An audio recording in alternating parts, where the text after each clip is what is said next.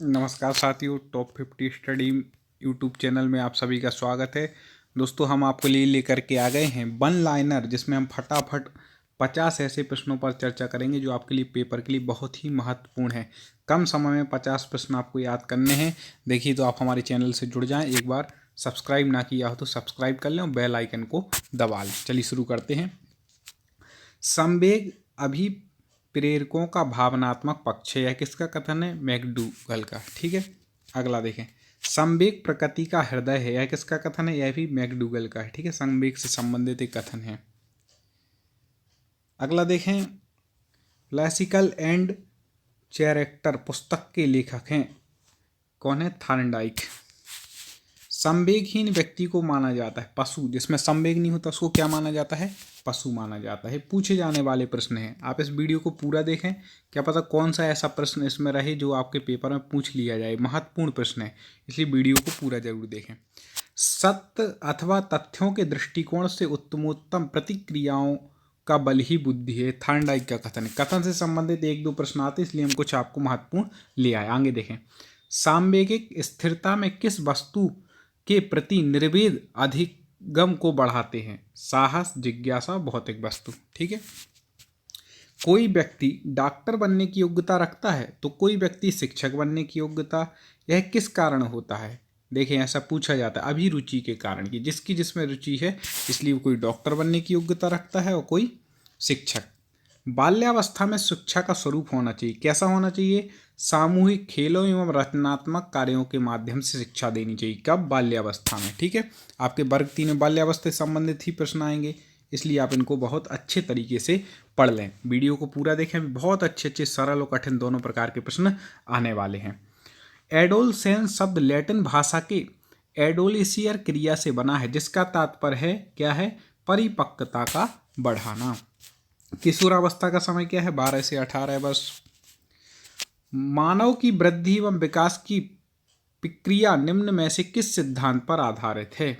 तो किस सिद्धांत पर आधारित है मानव की वृद्धि और विकास की प्रक्रिया? विकास की दिशा का सिद्धांत, परस्पर संबंध का सिद्धांत और व्यक्तिगत भिन्नताओं का सिद्धांत। इन सिद्धांतों पर विकास की प्रक्रिया आधारित है।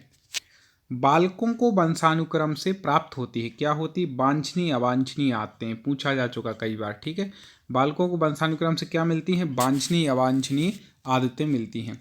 पर्यावरण का निर्माण हुआ है परि प्लस आवरण से। इसमें यण संधि हुई है। परि प्लस आवरण करेंगे तो यण संधि से क्या बनता है? पर्यावरण। ठीक है, अगला देखें। बोरिंग के अनुसार जीन्स के अतिरिक्त व्यक्ति को प्रभावित करने वाली वस्तु है, वह क्या है? वातावरण। जीन्स के अतिरिक्त व्यक्ति को क्या प्रभावित करता है? वातावरण। दोस्तों, बाल विकास के और भी बहुत सारे वीडियो हमारे चैनल पे अपलोड हो चुके हैं, तो आप उनको जरूर देख लें। आपके टेट एग्जाम में बहुत ही उपयोगी होने वाले हैं। बहुत महत्वपूर्ण प्रश्न हैं। इन्हीं प्रश्नों की सीरीज में पहले कुछ वीडियो अपलोड हुए हैं, तो बाल विकास संबंधित हमारे चैनल पर जो वीडियो है वो आप देख सकते हैं। वुडवर्थ के अनुसार वातावरण का संबंध है किससे? है बाह्य तथ्यों से। अगला देखें। किशोर की शिक्षा में किस बात पर विशेष ध्यानाकर्षण करने की आवश्यकता है? तो किस शिक्षा पर? यौन शिक्षा पर, पूर्ण व्यवसायिक शिक्षा पर, पर्याप्त मानसिक विकास पर। ठीक है, इन पर ध्यान देने की आवश्यकता। और देखें, किशोरावस्था की विशेषताओं को सर्वोत्तम रूप में व्यक्त करने वाला एक शब्द क्या है? परिवर्तन। किशोरावस्था में यदि विशेषताओं को क्या करना है, अपन को परिभाषित करना है, व्यक्त करना है, तो वह क्या है? परिवर्तन होता है उसमें सबसे ज़्यादा। किशोरावस्था प्राप्त हो जाने पर निम्न में से कौन सा गुण बालक में नहीं आता है? अधिक समायोजन का गुण किशोरावस्था प्राप्त होने पर नहीं आता है। किशोरावस्था के विकास को परिभाषित करने के लिए बिग एंड हंट ने किस शब्द को महत्वपूर्ण माना है? परिवर्तन को। ठीक है, और देखिए, किशोरावस्था में बालकों में सामाजिकता के विकास के संदर्भ में कौन सा कथन असत्य है? कि वे परिवार के कठोर नियंत्रण में रहना पसंद करते हैं। गलत है, परिवार कठोर नियंत्रण में बालक रहना पसंद नहीं करता, याद रखिएगा। निम्न में से कौन सा कारक किशोरावस्था में बालक के विकास को प्रभावित करता है? कौन कौन से कारक करते हैं किशोरावस्था में बाल विकास को प्रभावित? खान पान करता है, वंशानुक्रम करता है और नियमित दिनचर्या करती है। ठीक है, दिवा स्वप्न किस संगठन तंत्र में विकसित रूप प्राप्त करता है? किसमें? पलायन में। अगला देखें। बालक की शक्ति का वह अंश जो किसी काम में नहीं आता, वह खेलों के माध्यम से बाहर निकल जाता है। ठीक है। यह तत्व कौन सा सिद्धांत कहलाता है कि बालक की शक्ति का बैलेंस जो किसी काम में नहीं आता लेकिन खेलों के माध्यम से निकलता है, कौन सा है? अतिरिक्त शक्ति का सिद्धांत, जो खेलों के माध्यम से निकलता है, ठीक है, वह तत्व। और देखिए, निरंकुश राजतंत्र में समानीकरण की प्रक्रिया क्या होगी? मंद होगी, ठीक है। निरंकुश राजतंत्र में समाजीकरण की प्रक्रिया कैसी होगी? मंद होगी। देखिए, मैं आपको बता दूं कि आप हमारे चैनल को सब्सक्राइब कर लें, जैसे और भी बाल विकास, पर्यावरण, मैथ, अंग्रेजी, जो भी आप पढ़ रहे हैं, संस्कृत, जैसे संबंधित वीडियो अपलोड हो तो वो आप तक पहुंच पाए। इसलिए एक बार सब्सक्राइब पर क्लिक कर दें, बेल आइकन को दबा लें। और भी आपको वीडियो देखने हैं तो आप हमारे चैनल की प्ले लिस्ट में जाकर के देख सकते हैं। बालक के समाजीकरण की भूमिका होती है क्या? परिवार की भी होती है, विद्यालय की भी, परिवेश की, ठीक है। बालक के समाजीकरण की भूमिका इन तीनों की होती है। जिस बुद्धि का कार्य सूक्ष्म अथवा अमूर्त प्रश्नों का चिंतन तथा मनन द्वारा हल करना है, वह क्या है? अमूर्त बुद्धि। क्योंकि क्या करता है? अमूर्त बुद्धि सूक्ष्म और अमूर्त प्रश्नों का चिंतन मनन करती है, ठीक है। और देखें, किशोरावस्था में रुचियां होती हैं, कैसी रुचियां? सामाजिक रुचियां होती हैं, व्यवसायिक होती हैं, व्यक्तिगत रुचियां, सब प्रकार की होती हैं। जिस विधि के द्वारा बालकों को आत्मनिर्देशन के माध्यम से बुरी आदतों को छुड़वाने का प्रयास किया जाता है, तो इसमें आ गया शब्द आत्मनिर्देशन के माध्यम, तो आत्मनिर्देशन विधि है, इसमें बुरी आदतों को छुड़वाया जाता है, ठीक है।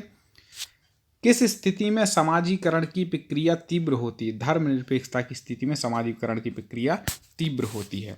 अब देखें, संवेगात्मक एवं सामाजिक विकास के साथ साथ चलने की प्रक्रिया को किस विद्वान ने स्वीकार किया? क्रो एंड क्रो ने क्या कहा? क्या प्रक्रिया को स्वीकार किया? संवेगात्मक और सामाजिक विकास साथ साथ चलने की प्रक्रिया है, इन्होंने स्वीकार किया है।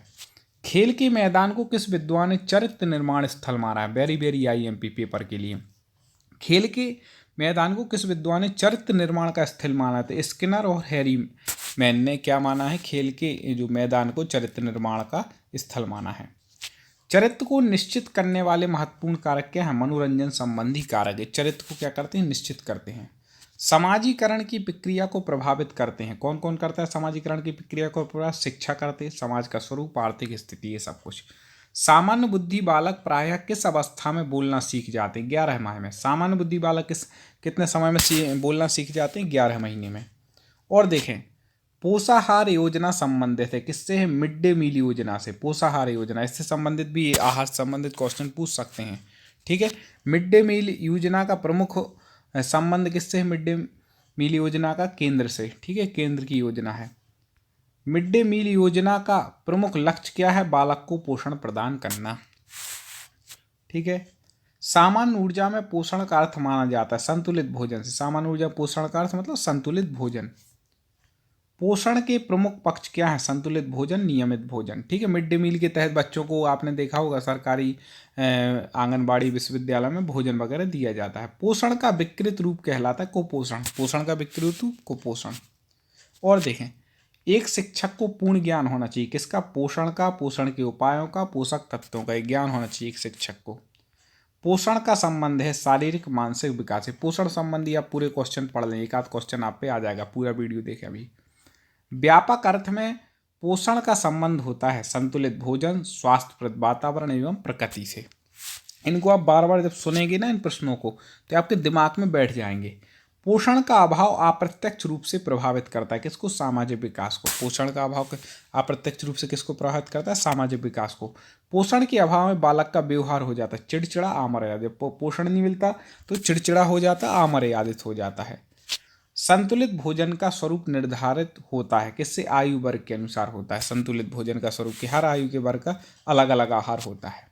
अनुपयुक्त भोजन उत्पन्न करता है क्या? कुपोषण। जो अनुपयुक्त भोजन है जो अपन लेते हैं वो क्या है? कुपोषण उत्पन्न करता है। संतुलित भोजन के लिए आवश्यक है शुद्धता एवं नियमितता। शुद्ध हो और नियमित रूप से उसको लेते रहे संतुलित भोजन, ठीक है।